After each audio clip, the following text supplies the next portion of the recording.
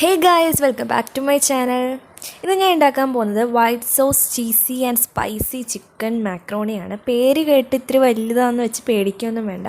കുറച്ച് എളുപ്പമാണ് കേട്ടോ. എങ്കിൽ വളരെ എളുപ്പമാണെന്നും പറയുന്നില്ല. ആദ്യം തന്നെ നമുക്ക് വൈറ്റ് സോസ് ഉണ്ടാക്കാൻ വേണ്ടിയിട്ട് 1 ഗ്ലാസ് പാലെടുത്തിട്ടുണ്ട് കേട്ടോ. അതിനുശേഷം ഇതിനകത്തോട്ട് കോൺഫ്ലോർ അല്ലെങ്കിൽ മൈദ 1 ടേബിൾ സ്പൂൺ ആഡ് ചെയ്ത് കൊടുക്കുന്നുണ്ട്. ഇതിനിപ്പോൾ നന്നായി മിക്സ് ചെയ്യണം കേട്ടോ. ഇതിപ്പോൾ നമ്മൾ അടുപ്പത്തൊന്നും വെച്ചിട്ടില്ല, അതിന് മുന്നെയാണ് നമ്മളിത് ചെയ്യുന്നത്. ലംസൊക്കെ ഉണ്ടെങ്കിൽ അതൊക്കെ ഒന്ന് നന്നായി അലിയാൻ വേണ്ടിയിട്ട് നന്നായി മിക്സ് ചെയ്യാം. ഇനിയിപ്പോൾ നമുക്കിതൊന്ന് അടുപ്പത്തോട്ട് വെച്ച് കൊടുത്ത് ഒന്ന് തിളയ്ക്കുന്ന വരെ ഒന്ന് നന്നായി ഇളക്കിയതിന് ശേഷം 1 സ്ലൈസ് ചീസ് നമുക്ക് ആഡ് ചെയ്ത് കൊടുക്കാം. ചീസൊക്കെ ഒന്ന് മെൽറ്റായി വരുമ്പോഴത്തേക്കും നമുക്ക് ഇതിനകത്തോട്ട് 2 അല്ലി വെളുത്തുള്ളി ചെറുതായി അരിഞ്ഞത് ആഡ് ചെയ്ത് കൊടുക്കാം. പിന്നീട് ഇതിനകത്തോട്ട് ഒറിഗാനോ 1 ടീസ്പൂൺ ചേർത്ത് കൊടുക്കുന്നുണ്ട് കേട്ടോ. അതിൻ്റെ ഫ്ലേവർ ഇഷ്ടമില്ലാത്തവർ അത് ഒഴിവാക്കാം. അതിനുശേഷം 1 പച്ചമുളക് കൂടെ ആഡ് ചെയ്ത് നന്നായി ഇളക്കി കൊടുക്കാം. ഇതിനിപ്പോൾ ഒരു ക്രീമി കൺസിസ്റ്റൻസിയിൽ വരുമ്പം ഗ്യാസ് ഓഫ് ചെയ്യാം. ഇനിയിപ്പോൾ അടുത്തത് ചിക്കൻ മാരിനേറ്റ് ചെയ്യാന്നുള്ളതാണ്. അതിന് വേണ്ടിയിട്ട് 1 table spoon tomato sauce, 1/2 teaspoon soya sauce, ആവശ്യത്തിന് ഉപ്പ്, പിന്നീട് 1 ടീസ്പൂൺ വിനീഗറും 1 അല്ലി വെളുത്തുള്ളിയും കൂടെ അരിഞ്ഞത് ആഡ് ചെയ്ത് കൊടുക്കുന്നുണ്ട് കേട്ടോ. ലാസ്റ്റായിട്ട് ഇതിനകത്തോട്ടിനി 1/2 ടീസ്പൂൺ മുളക് പൊടിയും കൂടെ ചേർത്ത് നന്നായി മിക്സ് ചെയ്യാം.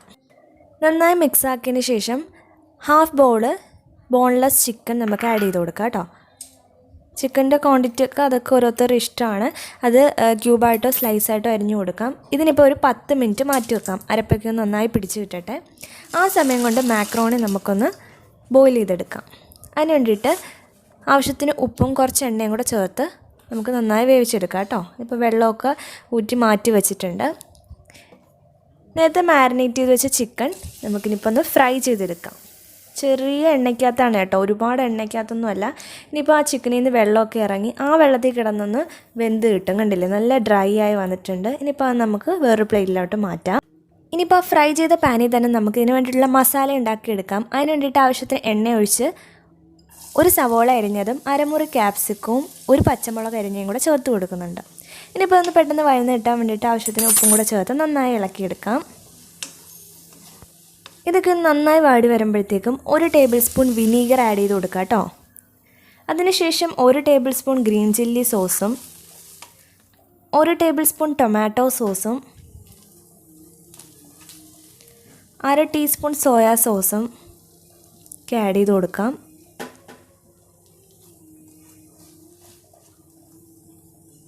പിന്നീട് ഫ്രൈ ചെയ്ത് വെച്ച് ചിക്കൻ ആഡ് ചെയ്ത് കൊടുക്കുക. ഇപ്പം സോസൊന്നും ഇല്ലാത്തതാണ്, ഇപ്പം സോസ് ഇഷ്ടമല്ലാത്തവരാണെങ്കിൽ സോസൊക്കെ അവോയ്ഡ് ചെയ്തിട്ട് ഉണ്ടാക്കാൻ പറ്റും കേട്ടോ. പിന്നെ അതിനുശേഷം 1/2 ടീസ്പൂൺ ഒറിഗാനോ ആഡ് ചെയ്ത് കൊടുക്കുന്നുണ്ട്. അതിൻ്റെ ഫ്ലേവറും ഇഷ്ടമല്ലാത്തത് ഇവരുണ്ടെങ്കിൽ അവോയ്ഡ് ചെയ്യാം. പിന്നീട് ഇതിനകത്തോട്ട് വേവിച്ച് വെച്ച മാക്രോണി ആഡ് ചെയ്ത് കൊടുക്കുക കേട്ടോ. ഇനിയിപ്പം മാക്രോണി നന്നായിട്ടൊന്ന് മിക്സ് ചെയ്യണം. പിന്നീട് വൈറ്റ് സോസ് ഉണ്ടാക്കി വെച്ചിട്ടുണ്ടായിരുന്നല്ലോ നമ്മൾ, അതും കൂടെ ആഡ് ചെയ്ത് കൊടുത്ത് നന്നായി യോജിപ്പിച്ചെടുക്കാം. ലാസ്റ്റായിട്ട് ഞാൻ ആഡ് ചെയ്യുന്നത് മൊസറല്ല ചീസാണ്. ഈ മൊസറല്ല ചീസ് നല്ല എന്താ പറയുക, നല്ല ടേസ്റ്റ്, നല്ല ഫ്ലേവർ തരും. സോ അതുകൊണ്ട് തന്നെ ലാസ്റ്റായിട്ട് ഞാൻ അത് ആഡ് ചെയ്ത് കൊടുക്കുന്നുണ്ട്. സോ കണ്ടില്ലേ, ഇത്രയേ ഉള്ളൂ നമ്മുടെ റെസിപ്പി. വളരെ സിമ്പിളാണ്, ഇത്തിരി ഇൻഗ്രീഡിയൻസിൻ്റെ ആവശ്യമുള്ളൂ. സോ ഈ റെസിപ്പി ഇഷ്ടമായിട്ടുണ്ടെങ്കിൽ തീർച്ചയായും സബ്സ്ക്രൈബ് ചെയ്യുക, ലൈക്ക് ചെയ്യുക, ഷെയർ ചെയ്യുക. Thank you for watching.